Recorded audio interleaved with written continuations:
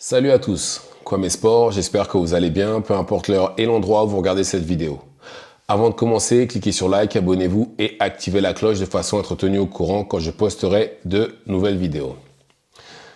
Comme vous le savez tous, Tank Davis a combattu Frank Martin il y a un mois. Combat qu'il a gagné par KO.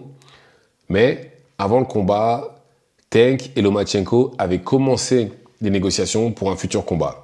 Mais ils se sont dit, bon, on va attendre que tu combattes contre Frank Martin et après, on va reprendre les négociations.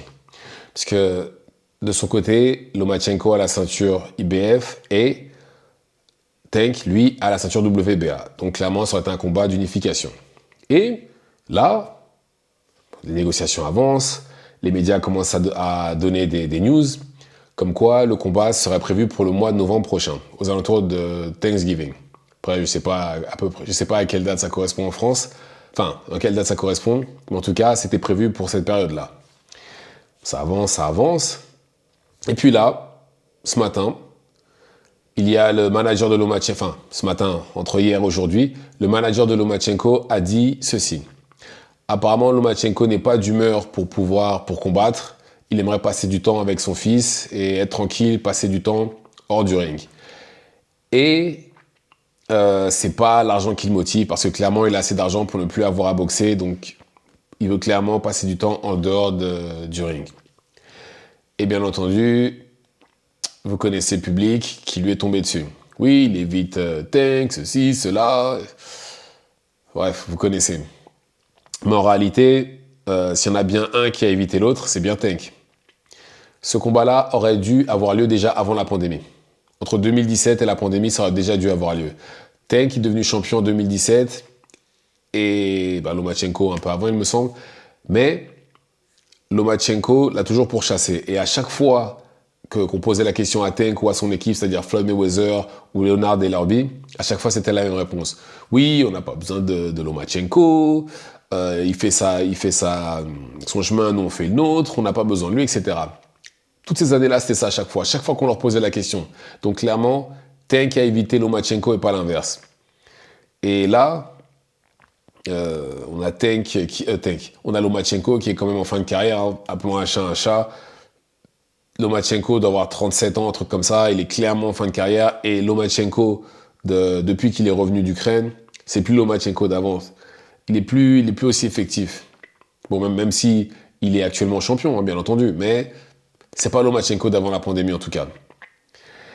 Et c'est vraiment dommage que déjà qu'on ait eu droit à ce genre de nouvelles-là. Mais bon, il y avait toujours espoir à ce moment-là. On s'est dit, bon, Lomachenko, vu qu'il a dit qu'il voulait passer un peu de temps, mais voilà, c'était pas officiel en fait. Et puis là, il y a, on va dire quelques heures, le manager de Lomachenko, enfin, l'équipe de Tank a annoncé ceci, que clairement, les négociations pour un futur combat avec Lomachenko étaient terminées, qu'il était temps de passer à autre chose, et que les potentiels futurs adversaires seraient, bon, je le dirai plus tard, mais voilà, les négociations sont terminées, Tank il passe à autre chose. Et il y a le manager, non, pas le manager, sûrement un de ses entraîneurs à Tank qui dit oui, il passe à côté de l'opportunité de devenir le visage de la boxe, blablabla, blablabla. Déjà, faut arrêter avec ce truc-là. Tank, c'est pas le visage de la boxe. Il a ni les accomplissements, ni les pay-per-view, ni la popularité pour pouvoir l'être. Celui qui a les trois, c'est Canelo. C'est clairement Canelo, faut arrêter avec ce truc-là. C'est pas Tank. Et très franchement, malheureusement, il n'a pas les accomplissements, mais sinon, ce serait Ryan Garcia. Pas Tank. En termes de popularité, ils sont loin, loin, loin devant lui. D'ailleurs, la seule fois où il a fait un score digne du visage de la boxe en pay-per-view, c'est quand il a affronté Ryan. Les autres fois, c'est du 200 000, 300 000. Il fait jamais de gros scores en pay-per-view. Ou du moins des scores qui pourraient lui permettre d'être le visage de la boxe. C'est pas le cas. Enfin bref. Et voilà, je trouve qu'il est quand même gonflé, son entraîneur, sachant que voilà, que Tank n'a jamais été même combattant unifié. Il a jamais pris justement le top du top, l'élite l'a jamais fait. Et là, ça allait être la même chose. Je pense que Tank et son équipe savent très bien qu'il n'aurait jamais battu le prime Lomachenko. Et que là, maintenant, vu que Lomachenko, il est en fin de carrière, ils savent qu'ils peuvent le battre. Et c'est pour ça, justement, qu'ils mettaient la pression à Lomachenko. Et malheureusement, Lomachenko l'a dit non. Et très franchement, je suis pas un fan de ce genre de situation-là où des combattants semblent s'éviter, etc. Mais là, dans le cas de Lomachenko, je suis désolé, mais voilà, il lui rend la monnaie de sa pièce. Même si je ne cautionne pas, mais je comprends en tout cas. Je ne cautionne pas, mais je comprends. Et là, maintenant, il y a 3 nouveaux prétendants pour le prochain combat de Tank Davis qui sont William Zepeda, un rematch contre Isaac Cruz et bien entendu Shakur Stevenson. Alors, William Zepeda, je pense que c'est quelqu'un que Tank peut battre très facilement. Je ne pense pas que ce soit quelqu'un de difficile pour lui en termes de style. Donc voilà, déjà lui, de côté. Et en plus de ça, il colle exactement à ce que je dis à chaque fois. Ça reste quelqu'un qui n'a jamais été champion, qui n'a jamais battu de champion. Enfin, je pense pas qu'il ait battu de champion du monde. Bref, il colle exactement au profil des gens que Tank affronte en temps normal. Par contre, Isaac Pitbull Cruz, maintenant il est champion du monde, oui. Mais il faut pas oublier que Tank l'a battu avec une main. Il a clairement outboxé Pitbull Cruz. Certes, Cruz a eu des moments, mais il a été battu. Et très franchement, avec 2 bonnes mains, je pense que Tank le met KO. Tank le met KO, faut arrêter. Tank le met KO avec 2 bonnes mains. Donc lui aussi. Et ça nous laisse Shakur Stevenson. Pour moi, Shakur Stevenson, ça doit être le prochain. Ça doit être le prochain, là, il n'y a plus d'excuses. Là, maintenant, il est plus chez Top Rank. Donc, il n'y a plus de problème de promoteur, de diffuseur, ou tous les problèmes qui sont liés justement au fait que certains combats ne se fassent pas. Là, il n'y a plus ça. Et il est disponible. Que demander de plus? Que demander de plus?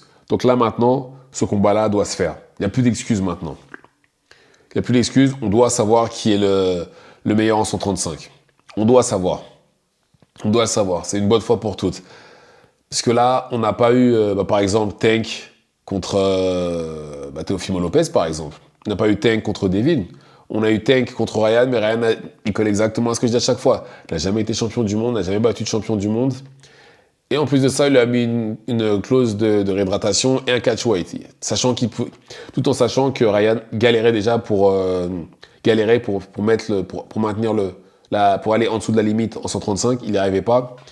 Il a mis il a mis tellement de difficultés que voilà, c'était compliqué. D'ailleurs, lui-même l'a dit. Mais en même temps, personne n'a forcé Ryan à signer le contrat et à accepter toutes ces conditions-là pour un combat.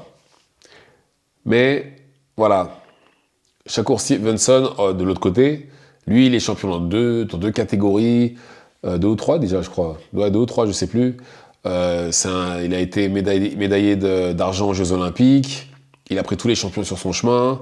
Techniquement, c'est sûrement l'un des meilleurs boxeurs actuels.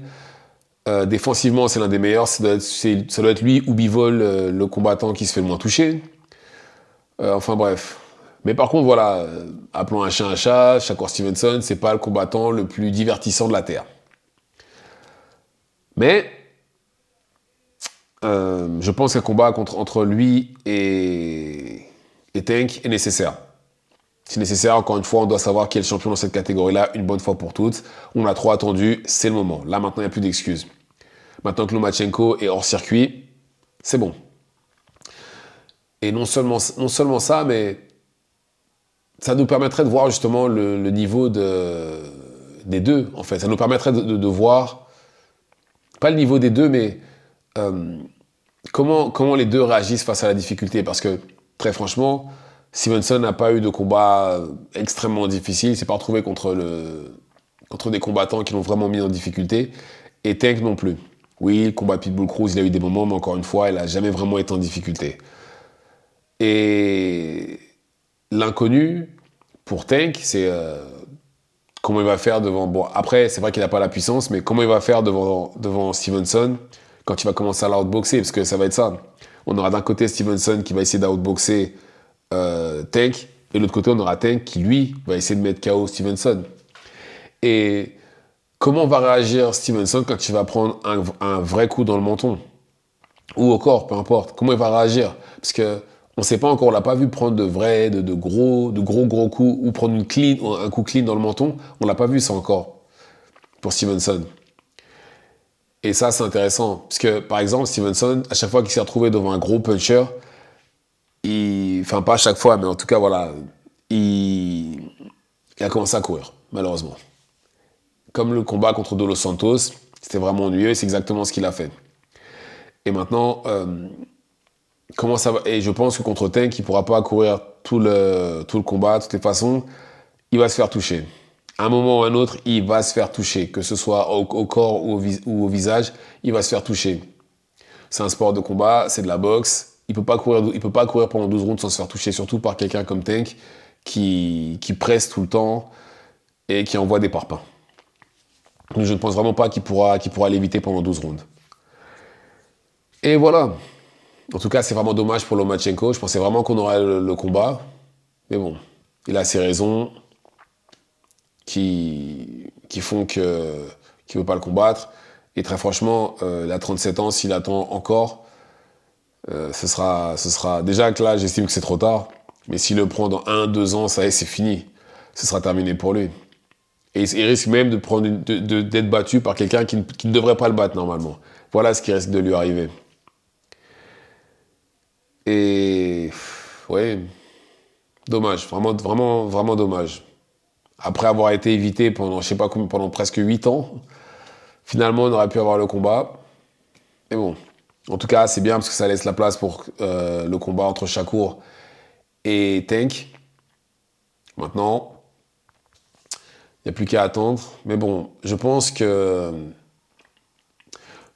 très objectivement, je pense que ça va être Pitbull Cruz s'il gagne.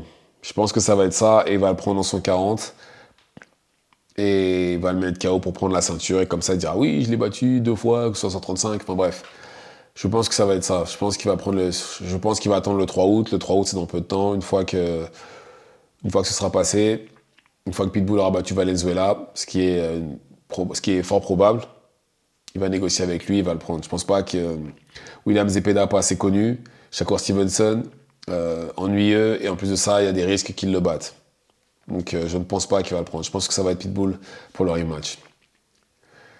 Et c'est bien, mais voilà, on veut voir autre chose.